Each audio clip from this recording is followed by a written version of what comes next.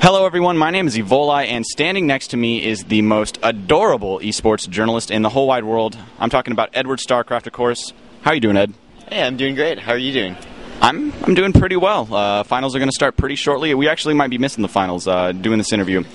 So, Ed, this is your second MLG, if I'm not mistaken, and I got to say, I'm liking Columbus just a tad more. What are your thoughts? Which one are you liking best, Dallas or Columbus? Yeah, definitely. Columbus is really great. I mean, this time we actually do get to see the casters and hear the casters in the player area, in the spectator area, which is really nice. Last time they only played the game sounds because there weren't those soundproof booths for the players. There are a few other changes over here, but most of all, it's actually really similar. Like if you went in here, you went into the Dallas Convention Center. I mean, I guess it's because convention centers, they're just big rooms, and you can decorate them, you can put stuff in however you like, but it was almost the exact same setup. The city around here is really nice, actually, a bit nicer than Dallas. You know, there are some clubs nearby with yesterday night it was crazy. There were a lot of girls in dresses like running around. I have no idea why, like if they're from OSU or something, but you know, the city is nicer than Dallas.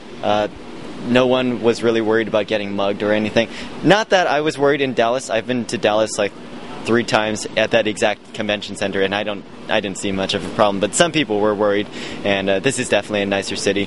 One thing that I did notice MLG didn't do this time, though, is last time at the convention center they had a carpet all over the ground, and it was intentional because I was at the convention center before and they didn't have carpet before, and this time they only carpeted the back section, which was really weird because I feel that Columbus actually had more spectators than Dallas. And before you say, oh yes, esports is growing, you know, in the last 2 months, I think the location is a bit better because a lot of people I've talked to have driven over here from neighboring areas up to 10-12 hours away, while Dallas, not many people from Mexico drive up, and the neighboring states, Utah, Oklahoma, not as densely populated as near Columbus.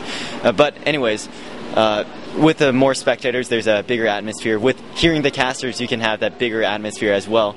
But just not having the carpet over at the front area with more spectators and the same amount of seating as last time made it really awkward to really spectate the event. Yeah, and I would have to agree with a lot of the points you made. I wholeheartedly think Columbus was notches above the Dallas experience. It really is outstanding out here.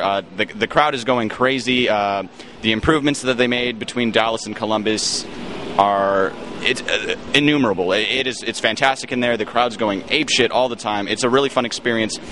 So let's say you're Sundance for a second. Columbus, I got to say they knocked it out of the park. The players have some complaints. The open bracket is absolutely insane this time around. There are people with qualms about the Koreans getting seated where, but as far as the spectator experience goes, what do they do now? Is there any way they can improve upon this? What suggestions do you have for MLG? Let's say you're Sundance. What would you do? How do you improve upon this? Because I got to say, Columbus is it was pretty damn good. Well, for the spectator experience, I think the biggest thing is actually spectating the matches. Yet again, over here at Columbus, we didn't have enough seating for the spectators, which made it a bit frustrating. Also, the screens were a bit small, which they're fine for Halo. You see guys, basically the size of the screen shooting at each other. But when you're trying to look at units and even just, not even supply count, but just like units and themselves, they're a bit hard to see even in the back row. I have heard, and I have been in the front row, and it is even a bit difficult from the front row as well. So I would say bigger screens, screens more of the area. I would also try to get an MC to actually fill in the downtime between the matches, because the MC can. It's StarCraft. We have this community, and a lot of times we learn from online events, and Columbus was put together, and in many ways the spectating experience was also for the stream itself as well.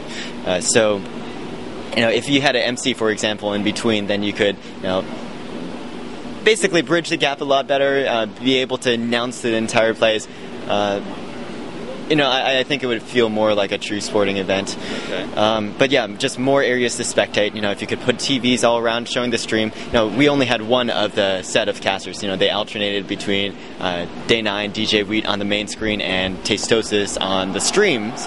And if they maybe had a few TVs, speakers playing the other stream, that would have, I think, also made the fans a lot happier as well. Yeah, I would like to echo those sentiments. Nothing is more infuriating than not having a place to sit as press. The first 2 rows are supposed to be for the press and for the players, and all weekend it was filled with spectators. You could see their little red wristbands, and that's really unfortunate. It's difficult. You got to take squats with. I've sat down on the floor with TT1 paying user, and it's cold. And like you mentioned, there's no carpet. That shit hurts your ass. It's not a comfortable sit.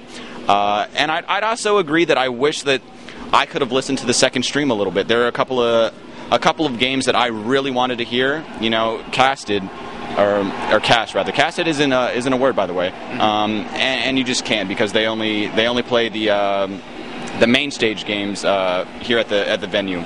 Also, a better notification of schedules. I was here running around trying to get interviews. I had no idea what time things were, and the players had difficulties as well. Some people may have heard things about Cats, Poke Bunny missing their matches because they didn't even know when their matches were supposed to be.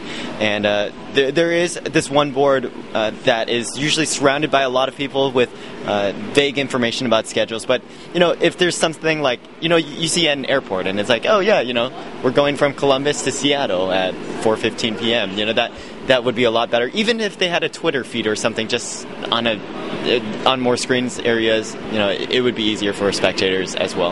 I gotta agree with that. Jesus Christ, this will be interesting. Over my shoulders, a bud on a Zamboni of sorts, of the carpet Zamboni. Anyway, I have to agree. I had issues with my players too, because if you look at the schedule, most of the rounds are actually split into groups, and that was Cat's issue. For folks wondering, I turned it off. So, for folks wondering what happened with Cats, there was a lot of speculation. His round was actually split in 2 because of the amount of players playing. There was a group that played at 11 and a group that played at noon, and he wasn't perhaps as thorough as he should have been, so he thought he played at noon when there was actually a round before him, and he ended up getting DQ'd. And it's tough, and the admins oftentimes aren't the most well-informed, so they can't tell you. So I'd agree with that. To wrap this up, MLG Columbus, favorite experience? My favorite experience? That's a really good question. I guess having the water pipes burst or whatever and just flood that area, it made for a really, really nice backdrop for my interview with Ask Josh, which if you guys watch it, it was not serious at all, but it was hella funny, so you should go watch that as well. Awesome. Thank you for taking the time to talk to me, Edward. I appreciate it a lot. And be sure to check out all of EdwardStarcraft's work. Give a couple shout-outs before we let this go. I know you got a Twitter, you got a YouTube, and you got a lot of stuff that people need to see. Sure. Twitter, Facebook, YouTube.com/EdwardStarcraft. And actually, there's a Well-Played video of me. The Well-Played also did an interview of me, and you can check that out. I'm not sure where it is, but you'll probably find it sooner or later. And I gave out a few shout-outs there, but I forgot to shout out a few people in that interview. So I'd like to shout out Kichu for being a fellow streamer on Justin TV. Love her stuff. And I forgot who else I forgot to shout out. Fuck them. That's what I'm saying. Anyway, my name's Evoli, and that was EdwardStarcraft, and I hope you enjoyed the interview.